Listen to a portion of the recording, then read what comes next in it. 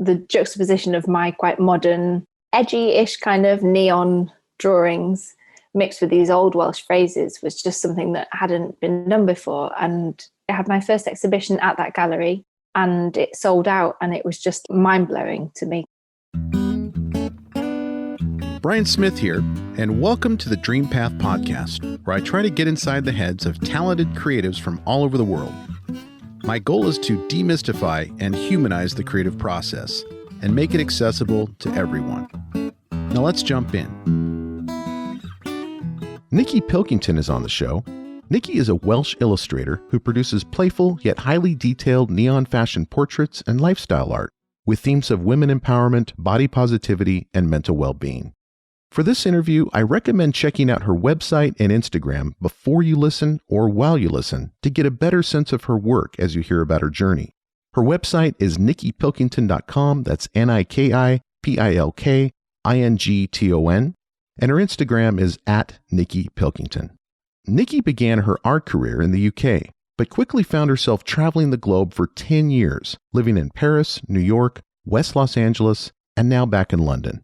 What I love about Niki's work is how closely tied it is to not only her Welsh culture, but her love of fashion and nature, which makes her work distinctive and uniquely hers.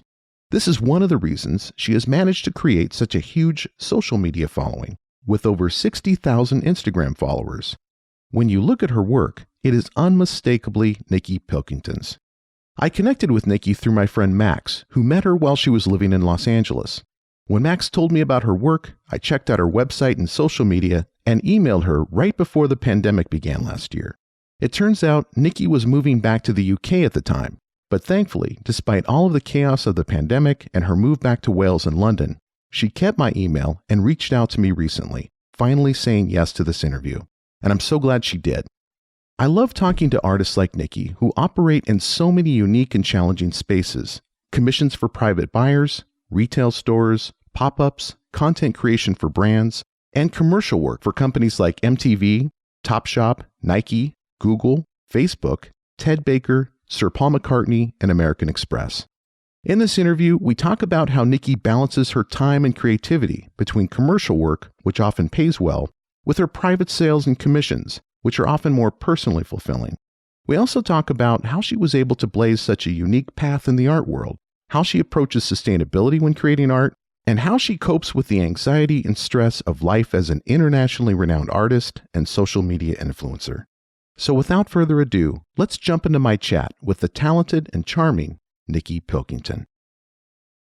Well, Niki Pilkington, welcome to the podcast. Thank you. Thanks for having me. Niki, I understand that you were born and raised in Wales, but you made your way to London. Can you tell us about why you made that transition? Yeah. So from Wales, I went to university in London and went to Paris for a year, which was amazing. And then after that, was lucky enough to be able to go to New York, which was what I'd always wanted to do. It's especially from somewhere like Wales, it's so small and it feels not impossible, but it feels like a really hard place to relocate to, because you can't really see how you're going to do it. Yeah, Wales. I've been to Wales. I took a train to Wales with my oldest daughter from London, and it is a different world. It's just a train ride away, but from London, it's a completely different vibe and feel. Lovely, lovely country. I only got to spend a couple days there, but to go from Wales to London to Paris, what was going on within you creatively that called you to those places from the small country of Wales? So I did fashion illustration and fashion promotion at college, and then it sounds like I've just followed my husband around, but we met at university, and then he was offered a job in Paris. And at the time, it was so easy to travel backwards and forwards from, I'd fly to Liverpool, but to get to Wales and Paris, it was so easy and so cheap as well. So I lived there and was able to carry on working with Welsh galleries and Welsh shops at the same time. I just after graduating, I started exploring a lot of old Welsh proverbs and sayings. It's such a beautiful, interesting language, and there's so much of it that is getting lost, sadly, because it's quite amazing. The North Wales, where I'm from, is very Welsh speaking, whereas South Wales, they sound Welsh, but not so much Welsh speaking. I mean, they do. There's Welsh schools and things, but there's a lot more Welsh language going. So the language is slowly fading away, quite sadly. But so I worked in this gallery, in an art gallery. It's actually the oldest art gallery in Wales. It's beautiful, and it's based a lot on it. It sort of runs a lot with volunteers, and a lot of them are elderly, retired Welsh Welsh people. And after I'd been in London for 4.5 years, and I was chatting to these women, and they'd keep saying these old proverbs and things, and I'd be like, hang on, I've grown up in Wales, how have I never heard that? So I started making a note of all these things, and some of them make no sense, but they were just so interesting. And I just felt like it was so sad that these old phrases were just vanishing. But in my world, they were. In my sort of age, no one was saying these old things. So started writing them down, and then started putting them in my work. So I was the juxtaposition of my quite modern, edgy-ish kind of neon drawings mixed with these old Welsh phrases was just something that hadn't been done before. And luckily, it was sort of accepted. I thought, oh God, it's never going to. These elderly Welsh people are going to think, what has she done to the Welsh language? But it was sort of picked up, and it was really lovely. I had my first exhibition at that gallery, and it sold out, and it was just like mind blowing to me, because I thought I'd not long come out of college, and I thought I was kind of like, oh, I want to do this as a job, but I don't know if I can do it as a job. So it kind of gave me enough of a, oof, yes, you can get out there and go and do it. And so then having that, things kind of fell into place where, because I'd had an exhibition and it had gone well, I was able to contact other galleries, and it was sort of a rolling effect. So when I was in Paris, I was still working on all these pieces and working on Welsh stuff. I didn't really do much. I can't speak French, so I couldn't have like French exhibitions and stuff. It was just too difficult. And I was still young and a bit shy, and it was quite intimidating to go to French galleries and be like, bonjour, here's my stuff. So I just carried on with the Welsh bits. And then the agency, my husband was offered a job. He was working at an agency, and he was basically able to transfer to New York. So, and he's a graphic designer, right? Yeah. So as a freelance illustrator, I don't think I'd have ever got a visa to go and live in America. It would have been obviously ways, but it would have been so difficult. So I was so lucky that we were able to do it that way. You wouldn't believe the amount of people that contacted me over the years saying, how the hell have you got there? How are you living there? So yeah, it was amazing. And then New York kind of just broadened it all for me, because I still carried on doing the Welsh stuff, and I was still shipping things back and selling. My poor mum was in charge of all my Etsy sales from the UK, and then I was able to sort of live the dream a little bit over in New York, and I was working with like Niki and did some stuff with Google, and just again, I think I thought it would have been something that would have deterred people, like, oh, what, her stuff is Welsh. But it was kind of, I think to a lot of Americans, it was interesting, which I'd never really thought of people thinking that it would be over there. So so I got to do all of it. I get to carry on with all the Welsh stuff that's kind of like where the heart of my work is, but then also work with some brands and do pop-up events, and Instagram happened as well. There's so much to unpack there, Niki. I need to back up a little bit. So, fashion illustrator. Tell us what an illustrator is in the art world, because my listeners are used to hearing interviews with sometimes painters, but mostly filmmakers and musicians. And so that's their frame of reference. And so when I say I'm going to talk to an artist named Niki Pilkington, and she's an illustrator, what does that mean? So again, it was a bit of a happy accident. I initially wanted to do, like you see the people sitting on the side of a runway drawing the like the lineup of fashion shows. Oh, And yeah. that was my dream. I wanted to go and like sit front row at Chanel and draw these like beautiful women in stunning clothes. And then the more I did an art foundation course where you do like a little bit of everything, and kind of realized actually that's not what I want to do all the time. It's the fashion world can be cruel. And Mm-hmm. I think I love the drawing part of it, but maybe the fashion was quite an intense side of it.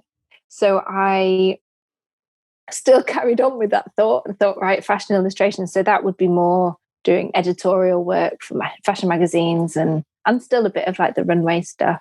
It's broad. It could be, you could be working for an actual fashion brand and drawing lookbooks and that kind of thing. Okay. I just knew I wanted to do something where I combined illustration and fashion. So I signed up for a course, and within a term, the tutor left, and there weren't enough of us on the course to get another tutor in. So they said, you're going to have to pick. I'd already paid for the first year. You're going to have to pick another subject. So many years later, there were the different options. So there was menswear, women's wear, textiles, or fashion promotion. And I was like, didn't want to do sewing or knitting or anything like that. So I went for the fashion promotion, and it was probably the best thing that's ever happened for me, because instead of like a traditional art school where you'd just be drawing still life and drawing models and different types of painting techniques, it was more sort of creating myself, but making myself into a bit of a brand, really. So instead of, it gave me all the tools to go out, and because there's no handbook of being a freelancer, because you're an accountant and you're a photographer and a talent scout. You do all of it, so there's no to-do list for it. So the promotion meant that I did a little bit of everything. They taught me Photoshop and Illustrator and did photography. So it gave me a really good sort of baseline of real world stuff, and then also meant that I had the sort of confidence to go out and reach out to agencies and that kind of thing. So I say fashion illustrator, but I think illustrator is probably I say that I use all the tools in a kid's pencil case, but right. you get to just draw nice clothes and the people in it. And for my listeners, it might be helpful just to go to Niki's website as you're listening to this interview and just click through her maps and her illustrations, her commercial work, because you will really get a compelling sense of the broad work that she does across business and collections and commissions and that type of thing. And it's so beautifully specific and unique to you. When you talked about becoming a brand or having a brand, and I think after all of the research I've done and the interviews I've heard before this one of you leading up to this, it sounds like the Welsh connection, the Welsh language is really infused and just part of who you are and also part of the work that you put out there. Yeah, absolutely. I mean, like I said, when so after New York, I moved to LA, so that's a whole other story. But in LA, I did a lot of pop-up events and farmers markets and things. And I would just go and take all my prints that were like palm trees and world maps and that kind of thing. And then the girl that I did a lot of them with, she was like, why don't you bring some Welsh ones? And I thought, no one's gonna. And then I'd start talking to people, and they'd they'd say, oh, where are you from? And it would get to the Welsh thing, and then I'd explain, and then they'd look through my Instagram as we were talking, and they'd be like, well, and so many people bought prints with Welsh quotes on them, and it blew my mind, because I thought they don't know it, but it's just interesting, and there's a story behind it.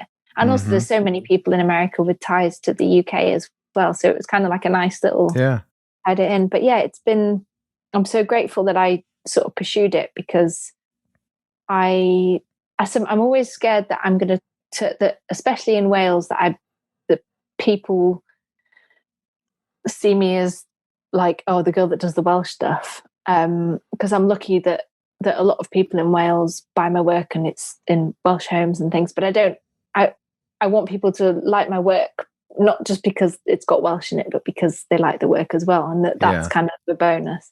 So that's what I'm always kind of conscious of, that I don't want to become just like, oh, here she is doing another Welsh quote, because she knows it's something that they'll want on their wall. It's just something that deeply I just absolutely love. I'm sure the Welsh people love that you are getting the word out there about their country that not many people know about. I mean, I'm Welsh. My grandmother was, I think, 100% Welsh. I mean, she came. Wow. Yeah. So I have family members there. But when I went to Wales, I had no concept of the language, the history. And so it was just completely foreign to me, even though it's part of my DNA. But you're taking the Welsh language and you're using it as a sort of a brand, but also it's part of you. And I would imagine it just, great art. What it should do is evoke questions in the viewers. Like, what am I looking at here? This isn't just a neon painting or a neon drawing of two girls. Yeah. There's a saying here. What is she trying to communicate? And that's what I love about your work. It makes it really special. Oh, thank you. It always blows my mind when I'll send an order to like Japan or something of a Welsh map, and you think it's just so interesting. I'd love to see where all these things end up and what the story of sort of why they've ended up there. But I think when I moved to America, I was really concerned that Welsh people would think, oh, she's moved away, we don't need to like forget about her. But it was kind of the opposite. People sort of championed me. You're like, oh, well done, you've gone out and you've done something. And I sort of had that feeling of that it would be like, oh, look at her, she's just off doing her. But no, it was completely the opposite. Welsh people are incredibly supportive, and it's I'm learning it more and more, especially through lockdowns again. When they made the call that there was going to be a lockdown, I thought, people aren't going to buy paper when they're losing their jobs and people are dying. They don't. But it was kind of the opposite. It's been an incredible. Last year was a brilliant year for me work-wise, because people just wanted to support shop local and support small brands and things. And it's really, really nice to see that people aren't just buying the TK Maxx posters that they just stick on their wall. People actually want something that's got like a little bit of a meaning. Yeah, especially if you're going to be staring at that wall 24 hours a day. So let's go back to Los Angeles, because that's my frame of reference for you. I have a friend named Max Flower who lives in Marina del Rey. And when I started the podcast, he told me about you, and he said, you've got to talk to this Niki Pilkington. She's an artist and she lives here. And I don't know if he knew you or just met you at a pop-up or whatever, but that's how you entered my consciousness, so to speak. And I started following your Instagram. So what was it about LA that you were attracted to, and how did the experience of living in West LA affect your work? So I don't know him.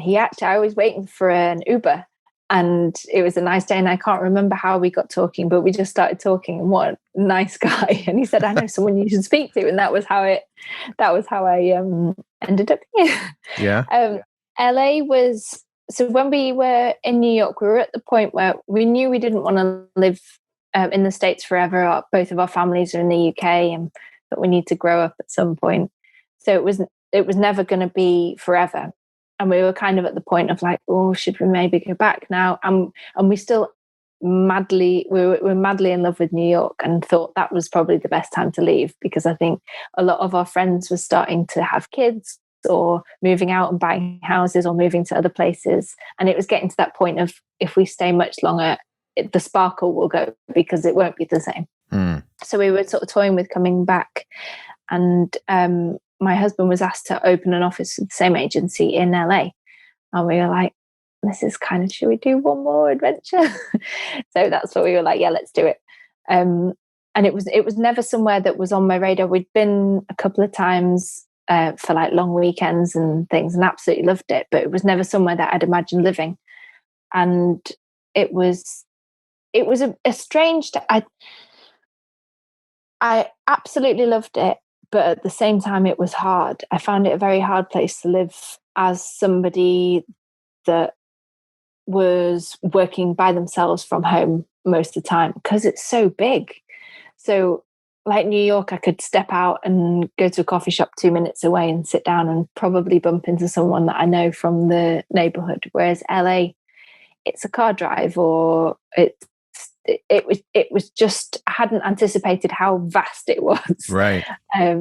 So we decided to live in the marina, which again was absolutely beautiful, but probably from a social standpoint, we should have been in like West Hollywood or something, around all the sort of people our age.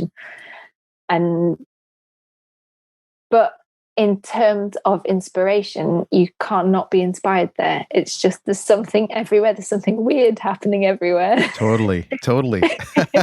That's why Max lives there. Yeah, it was just I think in New York, I felt like I could have lived there forever. And that I was instantly part. I think because there's so many people from so many places, there's not many families that have grown up there, or that have got their neighbors down the street and things. So you're all kind of thrown in together, and it's like, oh, you're on your own, it's Thanksgiving, come over. Whereas LA is very much, their families live there, and they're at or their parents live there and something, and they've already got their sort of little, they've got their own setup already, and they don't need two British people. Right. Maybe we made friends. This is making out that I didn't make. I made some wonderful friends there, but it wasn't the same. I guess big party that it was in New York. Right. I've interviewed a couple of musicians out of Los Angeles, and they've both written songs about the loneliness of the city of Los Angeles. Oh, wow. And it's interesting because it's such a giant town. So many people, you would think, well, there's all these opportunities to meet millions of people and make all these friends. But I think there's something counterintuitive happening in Los Angeles. It's like it's so big, it's so sprawling, and then everybody just isolates in their little pocket because the traffic is so oppressive, and you really don't have, you don't achieve what you went there to accomplish. Yeah. You feel that sense of isolation for some reason, and that's what they wrote songs about.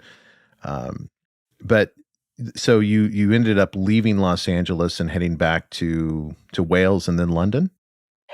So we were supposed to be just straight back to London. So we moved back, and we moved into an Airbnb the plan was to move there for a month to give us enough time to find somewhere to rent for full time. And we got into the Airbnb and found a place to rent. We're like, brilliant, it's perfect, let's get it. Signed all the paperwork. So we had a couple of weeks left in the Airbnb before we moved in, and then lockdown happened. So we couldn't extend the Airbnb indefinitely. And we couldn't get the keys to our new place. So we'd signed the lease, we'd paid our deposit, and because we didn't have a credit rating over here, because we've been away so long, we paid the first 6 months rent in advance. And we couldn't get the keys, and all our stuff was in a shipping container for another 2 months. So we basically rang my brother, who's in Wales, and said, please come and get us. So we moved in with my mum for maybe four months. So it was March, wasn't it? Yeah, 4 or 5 months with my mum, who's amazing. My mum's like my best friend. But it was weird. It was in our minds. We'd pictured this. We've been away all these years. We're going to have a big party. We're going to see all the people we haven't seen. We didn't see anyone. It was odd. But then we were also probably in the very best place to be during a lockdown, because it's stunning. We're like a 10-minute walk from the beach. And my husband was able to just sit quietly in a room and get on with his work. And it was, instead of being stuck in central London where there was nothing going on anyway. So as soon as they lifted the restrictions, we got here and got the container to come and tip all our stuff in. So we were reunited with some bits, but it also makes you realize how much stuff you've got that you don't need. Like, we lived for from when they took it, probably 6 months with just stuff in 2 suitcases each. And it makes you realize all the clutter that I'm such a hoarder. So it was an eye opener. Yeah, that's a nice awakening to have. I'm kind of going through that right now, where you're looking around and eventually you start to feel the weight of it. It's just too much stuff. And I think there's a freedom to getting rid of stuff. And so my wife is into this 40 bags in 40 days thing that she's doing. Oh, wow. So 1 bag a day over 40 days, getting rid of stuff. And I'm not quite there. I'm not sure I could even do like 1 handful per day, because I'm such a hoarder. I'm exactly the same. The same. It's inherited. My dad is the same. Because this place there's a shell, and I filled it again. And it's those things that you think, this will come in handy, and you tuck it away, and I just can't bear to throw anything away. I'm also like I'm quite into the environment bits and stuff, and from that standpoint, I'm like, I'll save this, I'll reuse this for something. But I think it will be a problem in a few years. I read that in an interview with you about sustainability and the environment. What are you doing as an artist to address sustainability? My art should really be more pointed. I'm always scared of being preachy, because I know that people do their own thing and people do what they can, and I'm preachy to my family and to my poor husband, but I don't ever want to be like, make sure you do this and do that. But in terms of my own work, I've switched to biodegradable packets. So my prints come with like a backing board behind it to make it rigid, which is comes from sustainable forests, and then the bag itself is compostable and things, and then the labels that go on the bags can also be composted, and it's just everything I'm doing now, I'm thinking more about before I do it. So I'm conscious of everything. And it just is so frustrating when you see massive companies. Like I'm friends with other small little companies and brands that are doing as much as they can to help. And you realize I'm ordering, I don't know, a few thousand of these bags when there's massive companies that could make a switch. Like the lids on coffee cups, for instance. You think of Starbucks, how easy it would be for them to just switch to something else, and you think I'm spending like days, hours agonizing over these labels and things, and you realize how in the scheme of things it's a drop in the ocean, but it's a little bit. If everyone does a little bit, then it'll benefit everyone. But there's things I'm looking into this year that I'm going to be making some other changes, but it's all stuff that I'm sort of squirreling away at and trying to. But it's I've started sort of making a note, because I do a lot of stuff in my personal life where I'm always trying to be as green. Like this is a weird one, and my head is saying, don't say the story. But I've not bought a trash bag since college. What? And I only bought one in college because I shared with roommates, and we had a rota of who had to buy stuff. So when I put things in, we have very little waste, as in like a house waste anyway. It's either recycled or composted and stuff. But the stuff that has to go in waste, I reuse bags from other things. So, like the bag that, I can't believe I'm telling you the story, the bag that bread comes in, with that long. We have a small, instead of having a big kitchen bin, we have a small bin. So we use those bags. Or like if you buy a sack of because I think it made it, I get proper environmental anxiety when in America, I'd try to buy things not in plastic, and it was just so hard to not do it because there weren't the options. So if you say went to Trader Joe's and you want to buy potatoes, but you want to buy them loose, you can't always do it. But so the bags that things like that come in, I keep and fill them up with the rubbish. So I've not, That's actually a brilliant idea. It's mad. We throw bags away. We get a lot of bags of fruits and everything comes in plastic. Why not use that for trash? Exactly. Yeah. No, it's I told someone this story and he thought, because I'd said something about carrot bags, and he just thought it was hilarious. But my husband is, whenever he's in a bad mood, he'll say, "Oh, these damn stupid little bags." But actually then when he's cooled down, we'll say, actually, it's not a bad idea. It just means you have to go to the trash chute a little bit more often, or here, take it out of the bin. When you write your biography, your autobiography, you should name it Niki Pilkington, Saving the World One Carrot Bag at a Time. Done. Yeah, it's I tried to, when I was at my mum's for the lockdown, I tried to get her to do it, and I think she'd sort of do it. She knows with me it's easier just to go, oh yeah, good idea, and then when I turn my back, switch them right around. Don't argue with her. Yeah. Mm-mm. As you may have noticed, there are great resources and advice mentioned in all our episodes. And for many of them, we actually collect all of these resources for you in one easy place, our newsletter. You can go to dreampathpod.com/newsletter to join. It's not fancy, just an email about each week's episode, featured artists, and resources to help you on your journey. Thanks. And now back to the interview. So let's break down what an illustrator does, a freelance illustrator, to make a living, the various ways that you market your work and who you sell it to. You mentioned Nike and Facebook, so let's talk about the commercial work. How do you get that commercial work, and how much of it do you try to do versus balancing it with other types of work?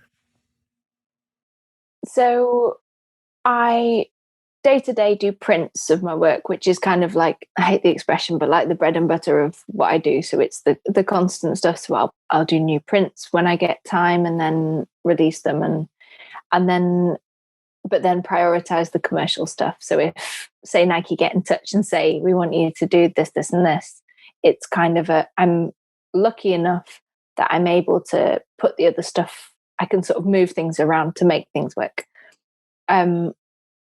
So, and I think those are the jobs, although, again, go back to the environmental stuff, I turn down a lot of things that I can't tell you how many water bottle companies have said, we'd like you to illustrate this. And sometimes the money is amazing, but I can't, I don't, it doesn't make me comfortable. I wouldn't sleep well at night. So I don't do it. So there's things like that where I'll say yes to some things, because it then means I can say no to some of the ones that ethically I don't completely agree with.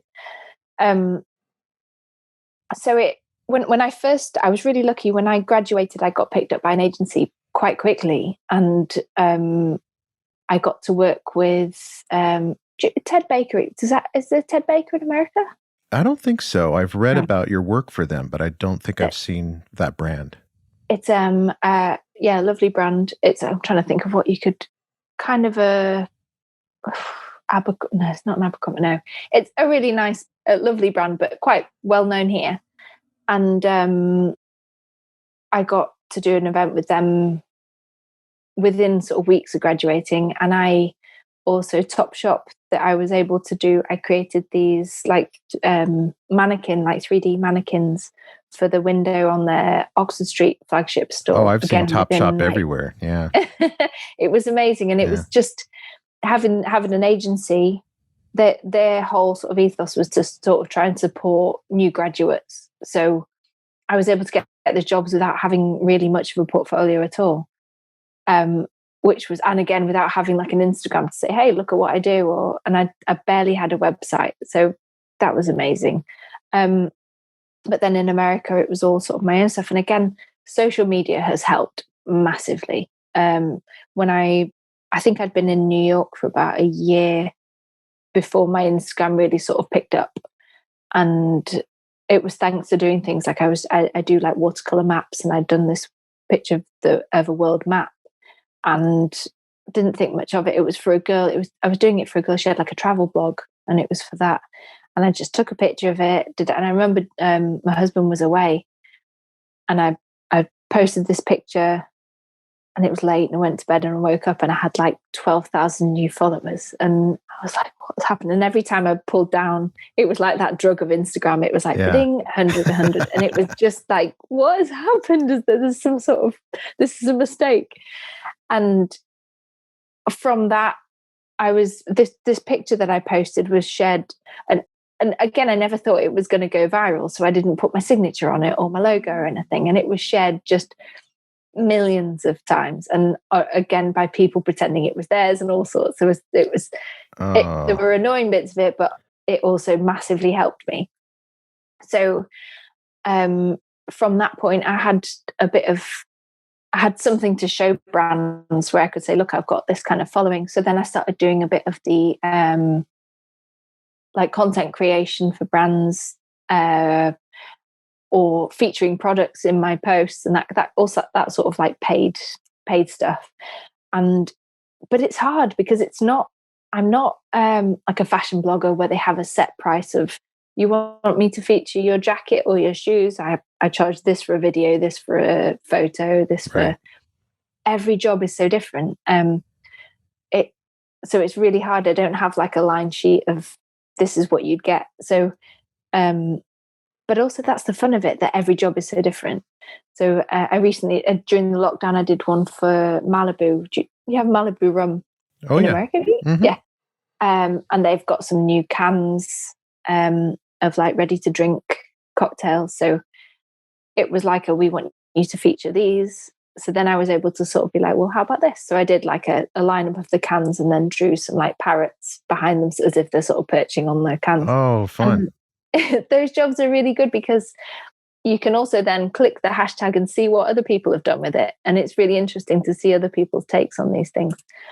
But yeah, so the content creation stuff is another way that I make money, but I don't, again, going back to the preachy bit, I don't like to do too much of it unless it's something that I absolutely love. Or like I remember drinking Malibu, like I loved Malibu, so I was like, yes, I'll do it. And because of the tropical vibes and all of that, brought you back to your college days. Exactly.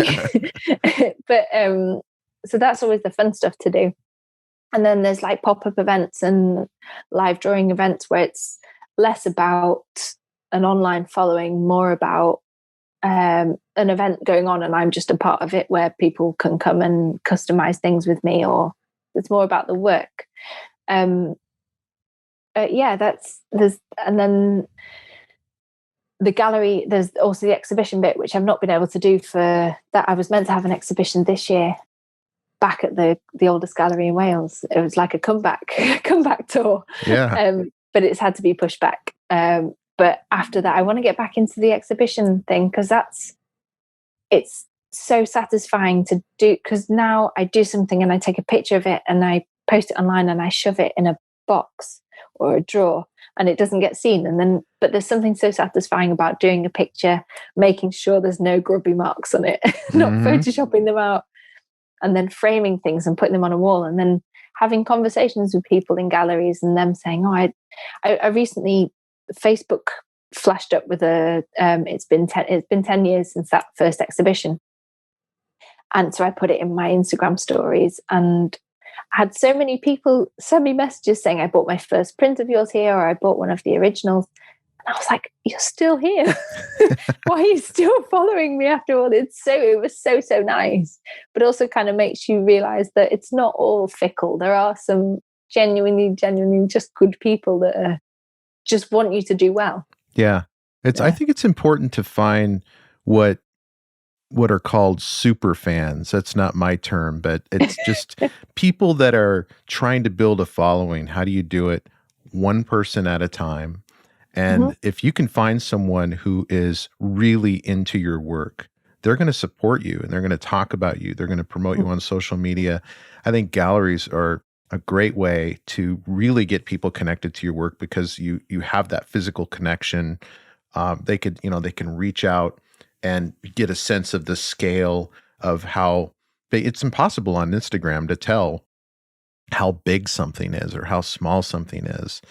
Unless you have something as a frame of reference like you do. in your pictures, you often put your hand and your arm in the picture, or sometimes I even Silly see nail. you. Yeah, I see you actually drawing in real time. You know, you have these videos that you put in of yourself drawing and Mhm. illustrating, and I think that's a great way too to make your approach to art unique because you're drawing people in, you're pulling them into your world. This is how I do it. This is what my Mhm. day looks like. And and it's just a really nice way to create a brand and to promote that brand, but also more importantly, to connect with people who are going to be with you for years like you've done. Yeah, I think there's also the part of when something's on a screen in front of you, you don't know how it's been made, and there's so many amazing digital artists out there. A lot of people do think my stuff is photoshopped, or that I sort of merge things and do. The only photoshopping I'll draw a picture and then I'll just clean it up. Like again, like if I've got tea stains on it or like smudgy bits where my hands have rubbed, or clean it up. Or sometimes I'll be like, actually, I did it that color. I might change that color a little bit. But I never do any like digital drawing. So it's nice when someone sees a picture in a frame and thinks, it is that. Because I get so many I do a lot of pictures where there's like, um, I did again when I was lonely in LA. I did a picture of two women hugging, and it was in my head. It was me and my mum, and so and it was really well received. But I had so many people saying, "This is great, but can I get a print of this? But can you make the hair shorter, or can you make it curly hair, or or then I've got ones of like three girls in a row, and it's like, well, can you do it with four girls, or can you?" And I think a lot of people think that I can just sort of click and change things around, which I wish I could. But it's nice for people to see a physical thing so that they know how much work has gone into it. That's so true. That's so true because a lot of the art you see in a magazine, for instance, you're thinking, well, is this just computers? I mean, is this just something that was produced by, you know, you push a button, make me a parrot and it comes out, or is there a human being behind this? Mhm. But that's what you're doing is you're humanizing this process of the creation. And I think it's just brilliant. Another way that I see you humanizing your work and yourself is in your blog where you wrote about anxiety in 2019. And what was the impetus behind that? Like that was a pretty vulnerable way to share a part about yourself on your blog. Mhm. And what were you thinking before that? Before you wrote those first words about anxiety on your blog? Terrified. I think, um, so it came about because I think I've sort of struggled with anxiety for a long time. Um, I'm such a stressy, I'm a worrier. I worry about everything. I worry sometimes if I'm not worrying. So I think I've always just put it as, oh, I'm worried. But really, I think it's probably more of the anxiety. And then I think the more people spoke about it, I was like, actually, that's me. And I think being in LA, especially, I didn't have I had so many friends in New York, and I didn't have those people I could just be like, "Hey, can I come over and grab a margarita and you can just give me a hug?" I had people around me, but not my people. And I was meant to have a film crew from the UK were coming over to film. A Welsh company were coming to film a short my life kind of 15-minute program on me, and it was all meant to be about like my work as an influencer, and because the stats, I can't remember them exactly, but the stats on the amount of kids nowadays that say that that's what they want to be an influencer. There's more people who say they want to be an influencer than like an astronaut, which back in the day, like an astronaut was what all little boys wanted to be. um so they were coming over to film this thing, and a few days before it I was feeling worse than I had in a long time, and I was having panic attacks, and my hair was falling out, and it was falling out so much. And I was like, I can remember Googling wig shops in LA, and I was like, because by the time they get here, I'm going to have no hair left. I'd Oh convinced no. myself I was going to have no Oh, hair. So I was Googling, and all these things had like consultations, and then it would take like 6 months to make. And I was like, what am I going to do? I can't wear a hat for every day. And then and then I was like, I'm going to cancel it. And it was the day before they arrived. I was so close. I rang my mum and I was like, I don't want to do this. And she was like, well, if you don't want to do it, you don't have to do it. And I was like, but I think they're going to hate me. So I didn't cancel it. And I'm so glad I didn't. And they came, and the first day we met, I think they could still see like the bags under my eyes, and I was like bloodshot and from crying. And I was like, I just explained to them, I said, I felt rubbish.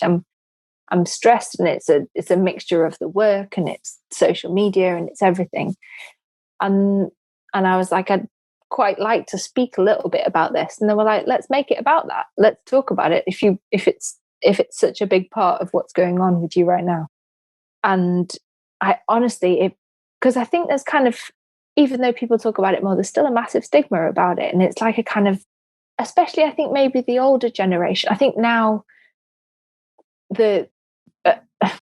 I want to see the woke people. Yeah, that's true. People know about it, but then the older, like kind of like my mum's age, she's amazing, but she should be like, are you sure you want to sort of tell people that things aren't completely okay? Mm-hmm. And I understand that, because it was kind of, people have always been taught to sort of make sure that people think that everything is okay. So I was scared to do it, because I thought, and because of my work is so bright and colourful and cheerful, and it's all like positivity and all these quotes about like act like a lady, think like a boss, and make yourself a priority and all this stuff. And I was like, if I'm telling people that I feel absolutely rubbish, then they're going to think that I'm a fraud.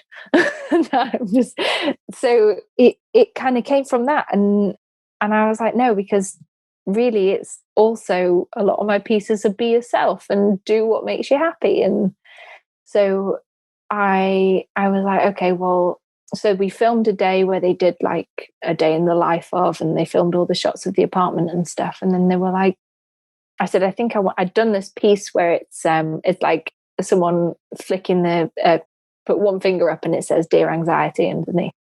And I said, I've got this piece and I want to share it, but I think I kind of want to have a blog to go with it, because I don't want to just say, hey, sometimes I feel sad. I wanted to have a bit more of a context, so people didn't think I was just doing it to sort of jump on the anxiety bandwagon. Right. So they went away, grabbed some Mexican food from an amazing restaurant that I'd sent them to. And then I went home and wrote this blog, and it was, I just remembered I got to the end of it and I lost it all. So I cried so much because I spent like 6 hours writing this thing. Not good for someone with anxiety. No, it was good. Did exactly the opposite. So I kind of had the bones of it. It was all in my head anyway. So I just wrote it again, and then so they came around the next day. I said, I've got this. I posted it, and then they sort of filmed me looking at the comments and stuff. And it was so hard not to cry. I didn't cry, but it was so hard not to, because it was just so nice to hear people. I mean, you get the obvious nice people saying like, well done, this is great. But the people just saying like how much they admire the honesty of it. And I think you can't, and I think you also then get people to trust you, because it's not just this, I'm not just churning out print after print for people to like, hey, please buy this and buy this. It's more of my life as well. And I think people just sort of believe in you as a person a little bit more and have a little bit more empathy. And I think because they see like I went to New York and then moved to LA and living in these beautiful places, and I've come from North Wales, and I think it's hard not to think, oh, aren't things going brilliantly for her? And then you kind of get that, actually, it's not brilliant for everyone. And so, I'm so glad that I did. Yeah, I'm glad you did too, because that juxtaposition between this high-flying life of glitz and glamour in New York and Paris and West L.A. With someone who's actually suffering from anxiety, I think it's going to help folks who don't have that lifestyle feel that much more validated. Like, look, I don't need to become an influencer. I don't need 60,000+ followers on Instagram like Niki has to feel better about myself. That's not the answer. So you start looking for other ways to deal with it, the anxiety. How do you deal with it? And what advice do you have for listeners for how to emerge from that? I know you can probably never wipe it away or cure it, but how do you cope with anxiety? I think I'm still trying to find ways that make me feel I think because I love drawing so much, it's kind of rubbish that I don't have like a hobby. Like people will be like, oh, I love to paint by numbers, or like, those coloring books and things like that. My work is I'm lucky that it's a very therapeutic thing to do. But I also think I found, looking into it all, that I was my whole life is just my work. It's social media and it's drawing and it's moving on to the next thing. And there's never because I don't physically go into an office and then close the door behind me. It'll be like 11 o'clock and I'll be getting ready for bed and someone will say, any chance you can do this order, but I'd really need it sent out tomorrow. And I never switch off from it. So I think it's dangerous. I mean, and I love it, and I wouldn't change my job for anything, but it has made me sort of realize one thing I've done, and it wouldn't work for everyone, but I think maybe freelancers it would. So I think I found I'd be trying to draw during the day, and then I'd get emails in, and I'd be like, oh, okay, I'll just stop and I'm going to do that. And then I'll go back and do that. And my train of thought would go, and then I'd have to sharpen my pencils again and get going. And I felt I was just, I'm a list person anyway. I make to-do lists that are way too unachievable. But I'd find that I'd do a list and it would be like, reply to these emails at the end of the day and stuff. And it would get to I'm really bad at estimating how long things take as well. So I'll do a to-do list that would probably realistically take me 2 days to do. So then when I get to the end of the day, I feel sad that I haven't done a third of the things on it. So it was kind of counterproductive. So I think smaller lists help. But I was finding that I'd feel sort of like the pressure would build throughout the day because these emails would be coming in and messages and stuff. So now what I've done, and it seems so simple, but I genuinely think it's changed my life, is I now get up at about 6:30 and I spend 2.5 hours in the morning, make a cup of tea, make a hot water bottle because it's cold, and I sit and I just do emails. And then if I get to my inbox 0 was always like the thing that I never thought I'd get to. And when I got to 0, I've now been able to, and you will know because how long did I take to get back to you? We won't talk about that. Right. I was awful. And it was because during the day I would be, it would sort of make me feel tense and think, oh God, that is a really important, it could be from like a really big brand or something that would say like, hey, we'd love to work with you. And I'd be like, okay, let's drop everything and reply to them. Whereas now I'm like, okay, that's a cool email. Looking forward to replying to that in the morning. So now I push all of that to the next morning. I get so much more done because I just sit and I just reel off all these things. And then if I get to my inbox 0 before the time is up, I then do like website updates or reply to some social media stuff. And it's genuinely that couple of hours in the morning. And also I feel like I'm sending out emails, and because a lot of the people that I'm replying to are still asleep, they're not replying. So it's great. I've not got that backwards, because I used to reply in the day and then they'd reply back again. And I'd be like, So it'd be like a backwards and forwards. And I think just that small switch. So I think it's just finding out trying to pinpoint what it is that makes you feel stressed, and then moving it to the next day. Well, it sounds like time management is one piece of the puzzle, and that you've really tackled that. Is there anything that you focus on in social media to try to stay positive and, deal with anxiety through, I guess, restricting social media, or how do you approach it? Because you're so popular on social media, you have to have these pressures that, to constantly be posting and curating and all of that. And I would imagine that creates another level of anxiety. Yeah, absolutely. I mean, I'm still figuring it out massively, because I think some days I'm just refreshing, or especially days when I've posted things and you're like, this is it, this is going to be really popular, people are going to love it, and you post it and it's crickets, and you're like, what? And then you doubt yourself and you're like, well, it's this damn algorithm, and I've posted it at the wrong time, or it's the caption underneath it, and it just becomes, I think I'm getting better at Instagram. Is just I'm trying my best not to take it to heart, because the more it's, in terms of growing, I've got to kind of a point where I don't seem to be able to keep growing. I'm kind of just staying the same.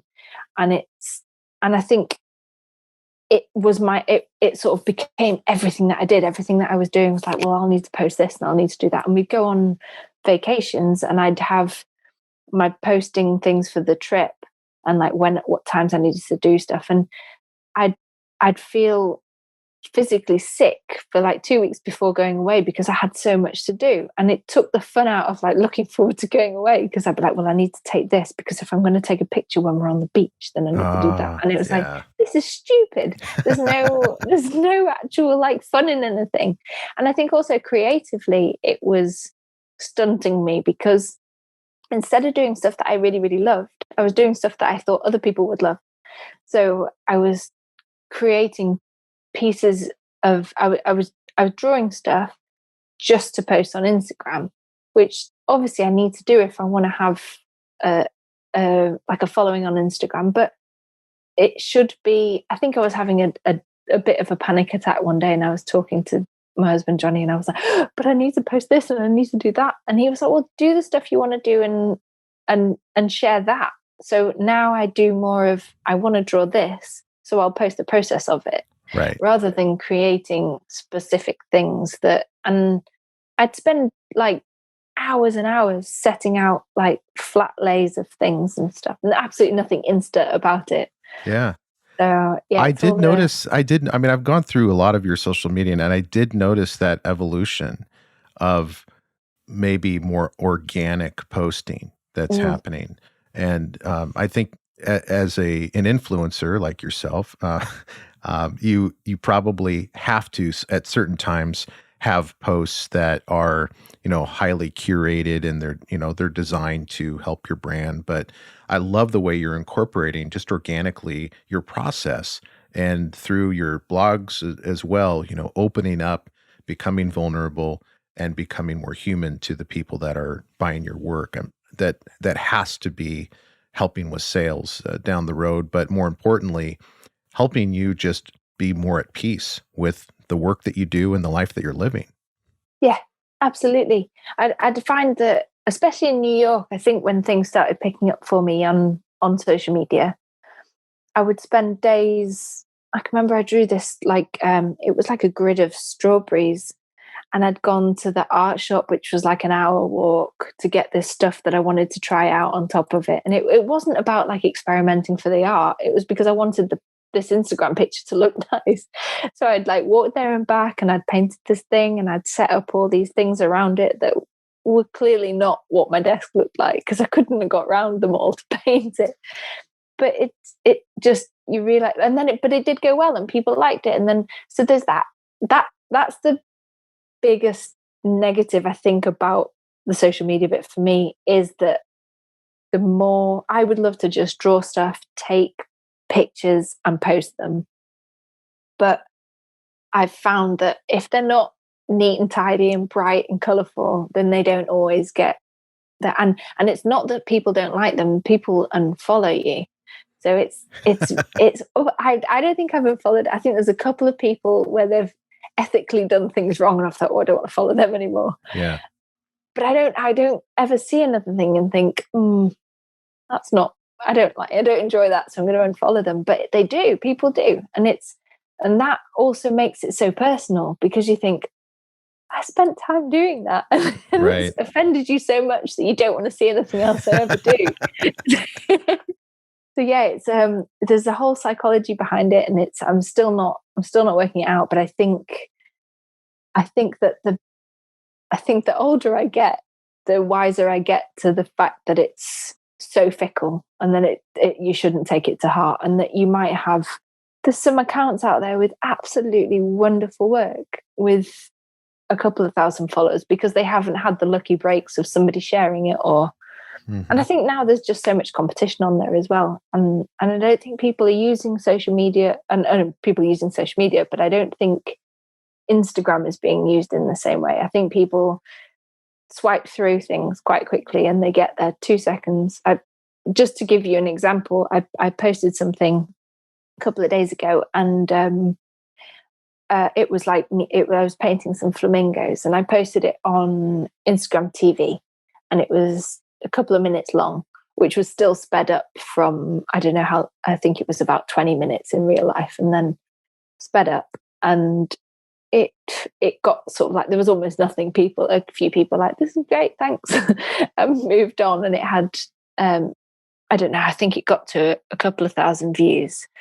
And I was like, this is annoying because I really like this video and I really thought it was going to be something that people would enjoy because it's quite therapeutic. I'd basically drawn all the pencil elements and then just went in with ink and painted over it. So it was aesthetically was pretty. It was like nice bright colors. So I thought maybe I just posted it too late. So I tried again, but I posted it on Reels and I shortened it to 30 seconds. So it's like really fast. And it had reached, I don't know what it's on now, but it had, I don't know, it was 3 or 4 times more views than the other one had in maybe 2 hours. And I think it's all the people don't want to sit for 2 minutes watching something. They'd much rather sit for 30 seconds. And it's sad, but I think that's the truth. There's just so much content out there that people haven't got time to waste time watching me do. That's our reality. Yeah. And I think the people that are going to succeed in this new world of shortened attention spans are going to have to understand that and pivot and just be ready to adapt like you're doing.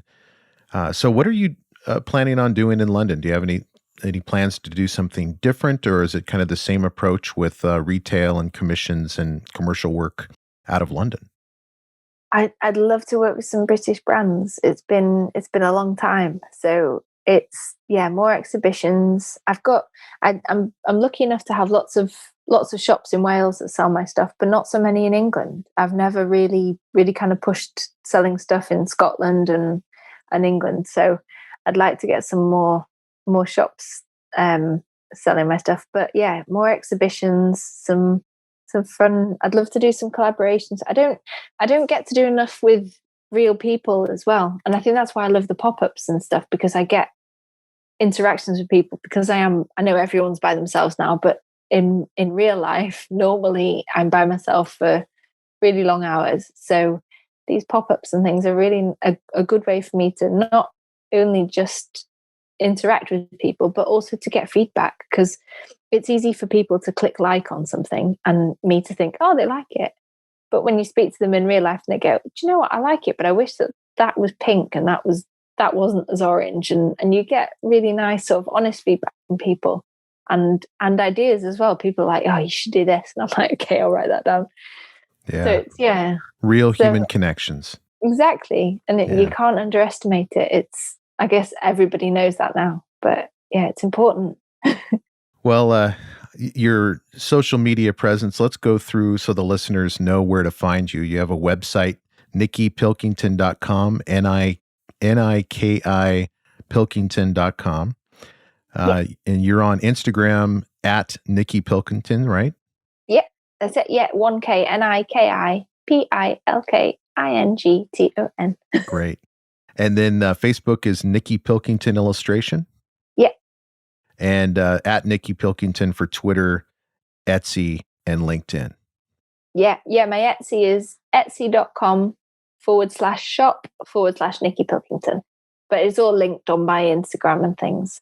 Yeah, appreciate that. Excellent. Niki, it's been so fun talking to you. Thanks for opening up about your life. It's fascinating. Oh, thank you. It's been lovely to chat to you.